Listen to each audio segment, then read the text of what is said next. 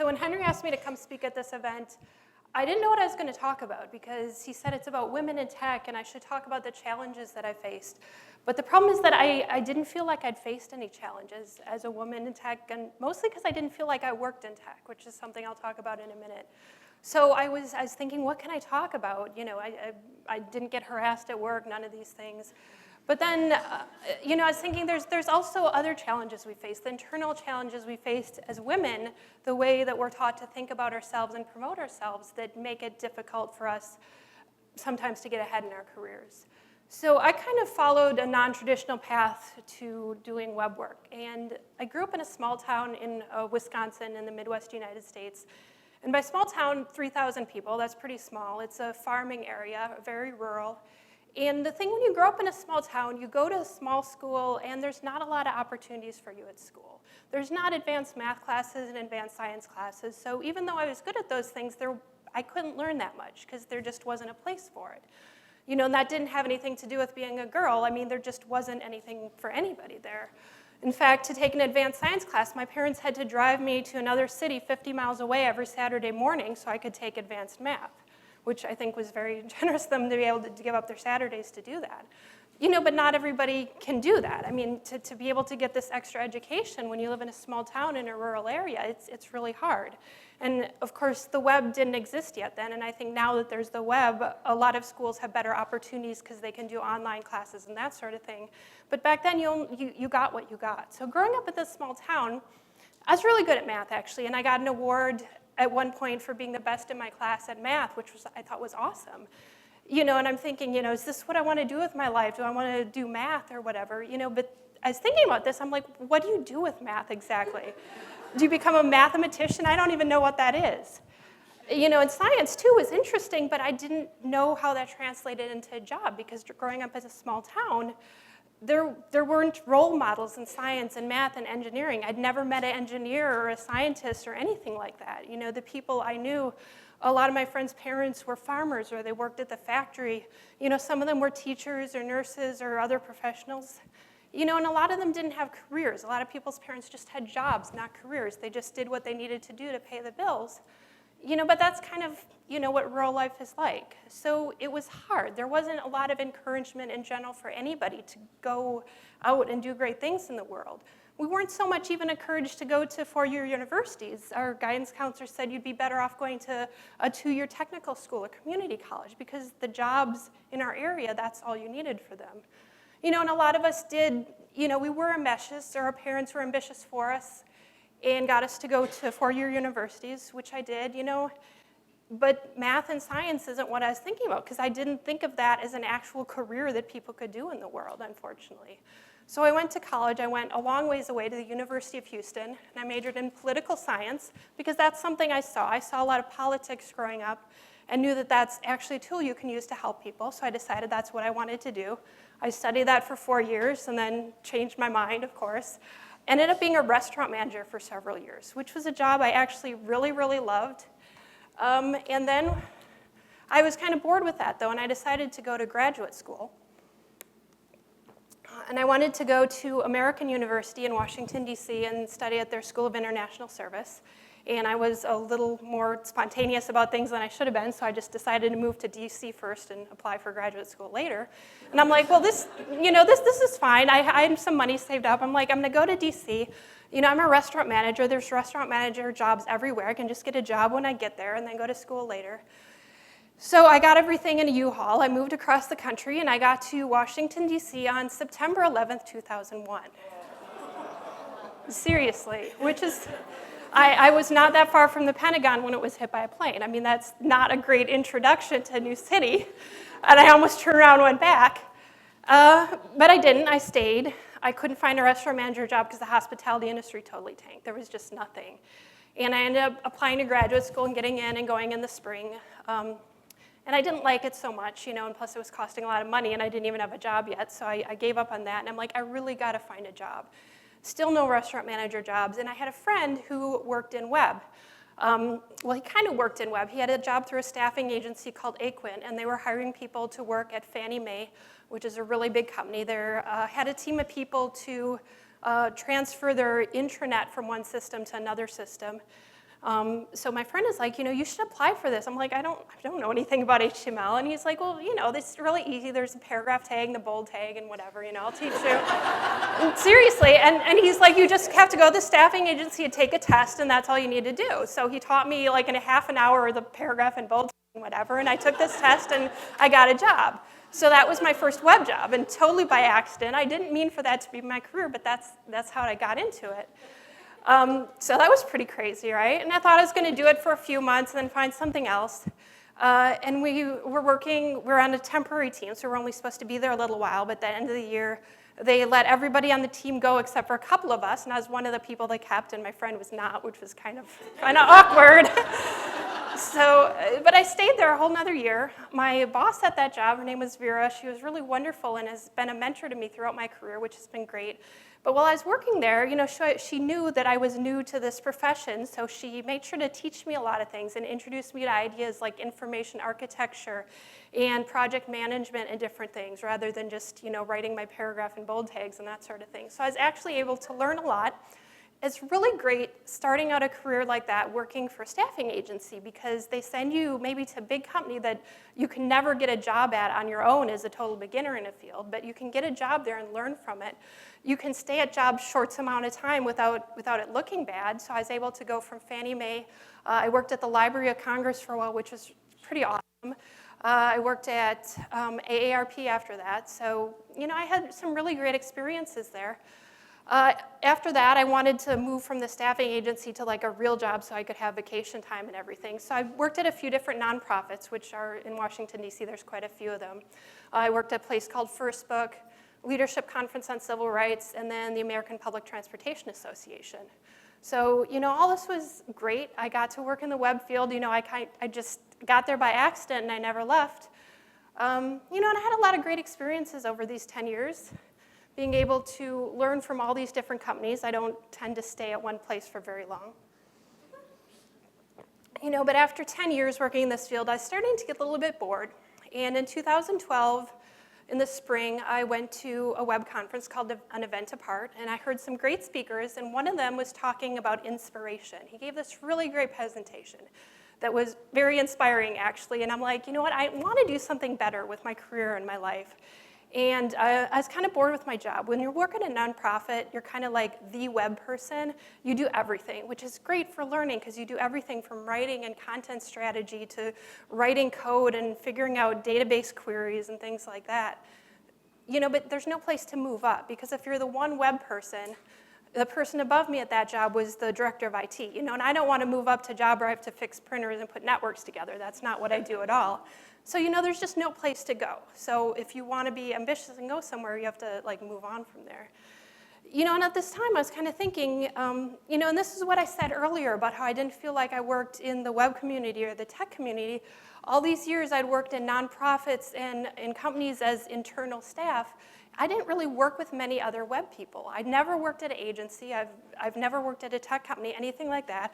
I've always just worked at a company and been a web person.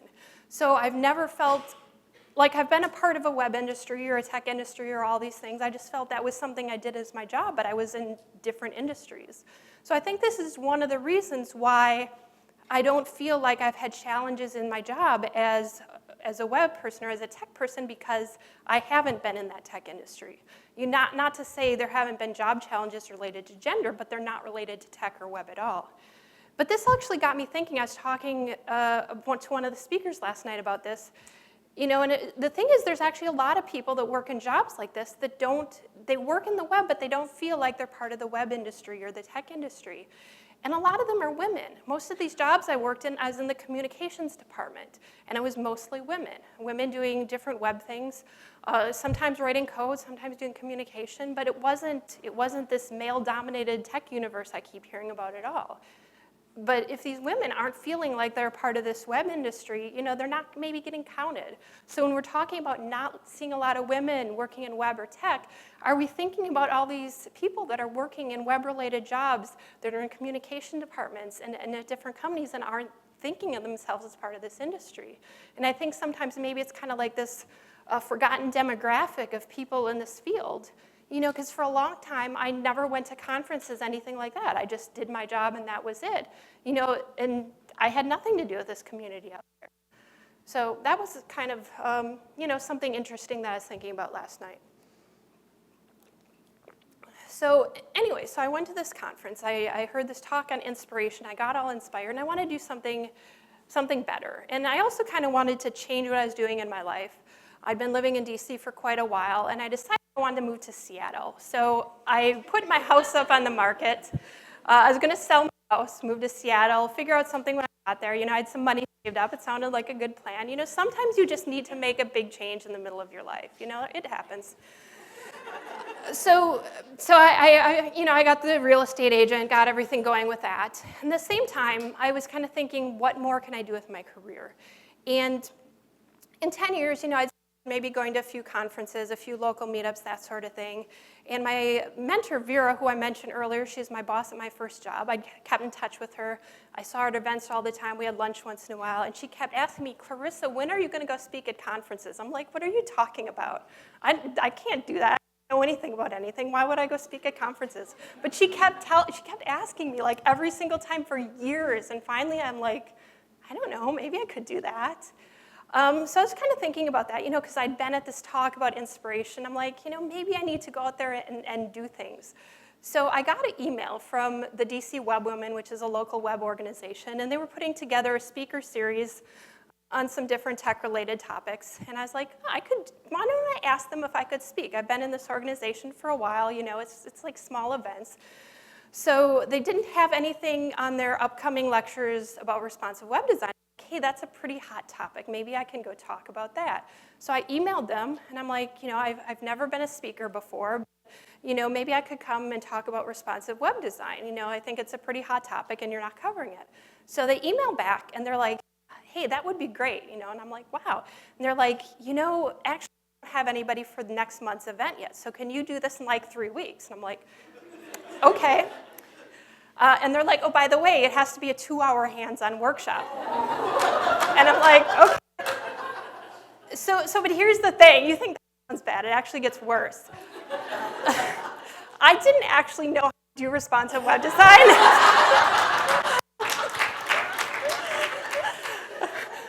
I thought I was going to have a few months to learn it and put a thing together, but I had 3 weeks.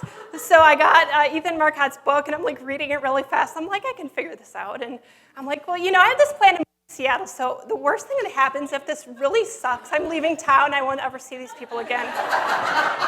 So that was my plan B. But I put it together. I put it together, I did this workshop, and it actually turned out really good, and people were impressed with it. I'm like, maybe this isn't so hard after all. And people asked me to speak at a couple other local things, which was really awesome, so it was like, whoa, this is something I've never really thought about doing, like being able to speak. But, I got this opportunity, and the reason I got that opportunity was because I asked for it. And that's a thing as women that we don't always think to do, is ask for things when we want to do them. Because, we kind of grow up with fairy tales where, we're told all we have to do is work hard and somebody will come along and see us toiling and turn us into a princess. And no, I'm serious, but that's kind of like the mindset we're in sometimes. Like if you just work hard, people will see that and you'll be rewarded. But it doesn't work that way most of the time in the real world. People don't just see working hard and do something about it. You have to ask for the things you want. So I think that was my first lesson in moving my career forward, is I have to ask for things. And if you ask for things, you don't always get them, but sometimes you do, even if it's something really off the wall, like speaking at a workshop when you don't actually know anything about the thing you're going to talk about. So my house was for sale. And I was lucky enough to get a really good offer, which I accepted, and I had a couple months to pack and move out, and I had this plan. I put in notice at my job, and I was going to have my last day at work be right before I closed on the house, so I could just go across the country and figure something out. And then my job is like, well, actually, our annual meeting's coming up, and we don't want you to leave just then. I gave them like 8 weeks notice, which is plenty, but they really didn't want me to leave. So they asked me to stay like another month, and they made it worth my while, basically. And I'm like, whatever. So I'm like, well, I can't just go to Seattle because I have to go to my house. So I have to put everything in storage. So I had to come up with this other plan, put everything in storage. And I'm like, well, now that everything's going to be in storage, maybe I'm not going to go to Seattle. Kind of the world's my oyster right now. I don't know. I'm just... But I had this idea, like my whole life, I've always wanted to go on a real long road trip, like for months at a time. I'm like, you know, what the hell? If everything's going in storage, I might as well just do that. So that's what I did. I put everything in storage. And when I finished at my job, I took off on a road trip in my little hatchback car with, you know, just a few suitcases worth of stuff. And it was like pretty awesome. But the other thing, actually, that's not even the most awesome part, is, you know, I had been speaking. I'd started out, I'd done a few events. I'm like, you know, this would be a great opportunity to be able to speak at other events. If I'm going to be driving around to different cities, I can like call up some local meetups and see if they'll let me come speak to them. You know, and that actually worked. I started sending out emails to every meetup I could think about, that was in a good driving distance, basically around the mid-Atlantic and Midwest. And a lot of them are like, yeah, sure, we'd love to have you. So I found meetups and other organizations to speak at in Cleveland, Ann Arbor, Toronto, Montreal, Baltimore, DC, New York, Chicago, and in the space of just a couple months, which was great because if you want to start out as a speaker, really the most important thing is getting a lot of experience in speaking, which I had the opportunity to do that. I had some money saved up from when I sold the house. I'd actually been paying a lot extra towards principal, so I walked away with enough money that I didn't actually have to work for a while. I was doing some freelance here and there, but I wasn't worried about like finding a job right away or anything like that. So I had this great opportunity, and once again, all these things came along just because I asked for them. You know, if I hadn't asked, I mean, nobody in Cleveland is going to write to me and say, hey, we heard about you, why don't you come speak at our meetup, you know? So, you know, because I was kind of nobody then. I'd spoken a few times, but nobody had heard of me. But I got all these great opportunities by asking. So, you know, I was kind of like, you know, I'm getting to do all these great things. You know, maybe I should write a book. Wouldn't that be awesome? You know, doesn't everybody want to write a book?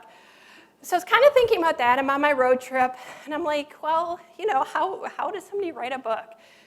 And I actually, when I'd been at this conference and an event apart, one of the speakers, I was a really big fan, so I like chased him down at the bar afterwards so I could introduce myself.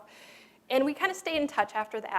And I was going to be going through his city, so I emailed and I'm like, hey, can I buy you lunch and you can tell me like how I could write a book? You know, how does that work, the publishing thing and everything? And he's like, okay. Because people usually say yes to things like that, which is another thing. If you ask, like you can just like ask like somebody like super famous in the web world and, hey, can I have lunch with you when I'm in your town? And they always say yes because people like free lunch. So that's like my first piece of advice. If there's anybody you want to meet, tell them you'll buy them lunch, and it's like great. But anyway, so I had lunch with this guy, and he told me all about, you know, what the publishing process is like. You know, he did a few books for O'Reilly, so he could tell me all sorts of things about, you know, how you do a book proposal, that sort of thing. And he's like, well, I can, you know, give you tips on a proposal once you write it out. So I had this plan. I was going to write a proposal and send it in.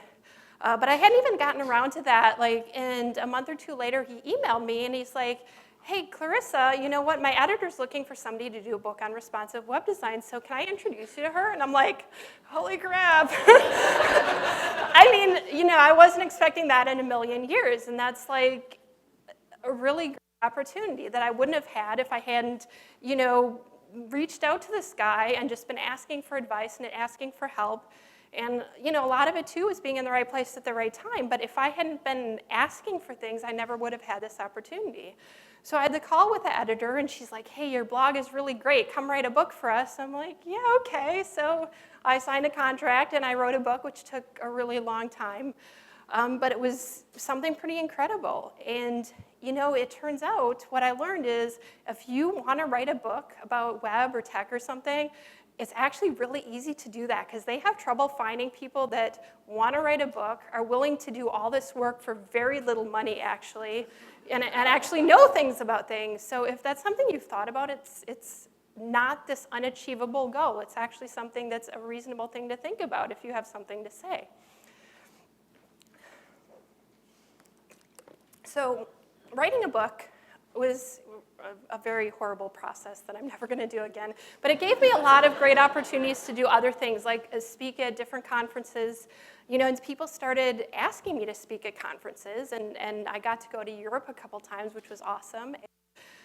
it was really great. And what I found also, there's a lot of conferences out there. There's like hundreds of them. And there were some that I really wanted to speak at. And I'm like, why don't I just ask? I mean, I learned this. You can ask for things, and people sometimes say yes. So last year, there's a conference I really, really loved and really wanted to speak at, and I wrote them. I'm like, hey, do you need any speakers at your conference? Because I have this talk. And they emailed back like the next day. They're like, we'd love to have you. And it was just awesome. And, it's something actually, as a woman speaker, you actually have a lot of opportunities because conferences want to have more gender balance. They're always looking for women speakers. So maybe nobody's heard of you yet, but if you put yourself out there, there's actually a lot of slots to fill, and they'll be more willing to look at somebody who's less experienced to fill a slot. You still have to be good. I'm not saying they just fill a slot with just anybody, but there's so many male speakers, that are good, and there's a lot of female speakers that are good too, but they're maybe not getting attention because they're not going out there and making people pay attention to them, and they're not asking for things. So if you're the one that's emailing the conferences and saying, hey, I want to come speak for you, that's the thing that's going to get you ahead and maybe get you a slot when otherwise they might never have heard of you. So that's really something to think about. If whatever you're doing, just ask for things, because sometimes they say no, but sometimes they say yes. So I said at the beginning I didn't feel like I'd faced a lot of challenges as a woman in tech, right? And I still don't really feel like I work in tech or in web, because I feel like there's this big community of people that I'm not really a part of because I didn't start out that way. I just started out, web was my job, but it wasn't my community. I still kind of feel like an outsider. I've gotten more into it, but I've not worked at a web job, so I've not experienced this workplace harassment and things I keep hearing about at different places where it's like all men and one woman or whatever. And I've been very lucky not to be in situations like that. I've been very lucky, too. I speak at a lot of conferences. I've never been made to feel unwelcome or anything like that. And I think a lot of that is just being lucky, because I know a lot of things happen. And I've just been, at good conferences and with good people, and probably I'll have experience in the future that won't be so good. But for now, I'm just really glad that things have worked out well for me. So those challenges I haven't faced, but the challenges I have faced are these internal ones, and that's, I told you before, you have to learn to ask for things. You can't sit around and wait for somebody to notice you like in a fairy tale. And the other thing is you have to be able to promote yourself, and that's something that's very hard to do as a woman because, for me at least, I grew up as a girl, we were taught to be modest. We were taught not to brag about ourselves. That's unbecoming. But boys weren't taught the same thing. They were taught to be assertive and to get people to pay attention to them. So I feel like for me that's been a disadvantage in my career because it's so hard for me, to talk about myself and to say this is what I've done and this is why I'm good and this is why you should hire me.